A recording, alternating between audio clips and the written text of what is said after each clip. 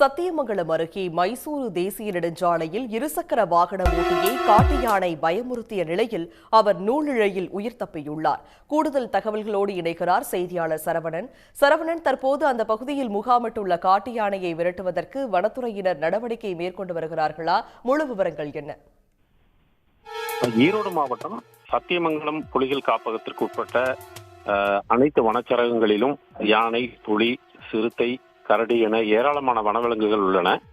சத்தியமங்கலம் புலிகள் காப்பகம் ஆசனூர் வனச்சரகத்துக்கு உட்பட்ட வனப்பகுதியில் அந்த பகுதியில் இருந்து வெளியேறும் காட்டு யானைகள் ஆசனூர், காராப்பள்ளம், திம்பம் ஆகிய பகுதிகளில் சாலையிலேயே முகாமிட்டு அந்த வழியாக வரும் கரும்பு லாரிகளை குறிவைத்து கரும்புகளை சுவைத்து பழகிவிட்ட நிலையில் கரும்பு லாரிகள் வருமா என்ற எதிர்பார்ப்புடனே ஏராளமான வனவிலங்குகள், அதாவது யானைகள், குறிப்பாக யானைகள் அந்த சாலையிலேயே உலாவிக் கொண்டுள்ளது.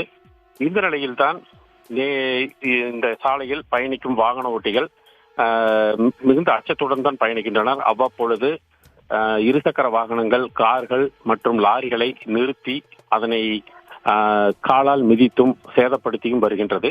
இந்த நிலையில் ஆசனூர் அருகே மைசூர் தேசிய நெடுஞ்சாலையில் ஒற்றை யானை அங்குமிங்கும் சுற்றி கொண்டிருந்த நிலையில்தான் அந்த இருசக்கர வாகன ஓட்டி ஒருவர் யானையை கடந்து செல்ல முயன்றார்.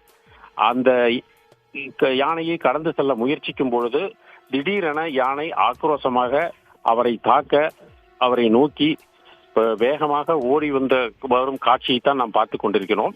அப்போது அந்த வாலிபர் சாதுரியமாக வாகனத்தை இயக்கி யானையிடமிருந்து தப்பி அதிர்ஷ்டவசமாக நூலிழையில் உயிர் தப்பினார்.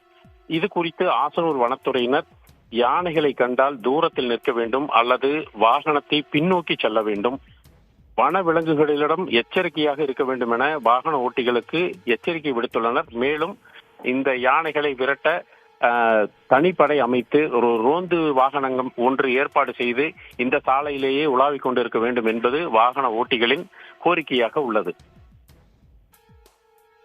விவரங்களை வழங்கியமைக்கு நன்றி சரவணன். உடனுக்குடன் செய்திகளை தெரிந்து கொள்ள சன் நியூஸ் பெல் ஐகானை கிளிக் பண்ணுங்க.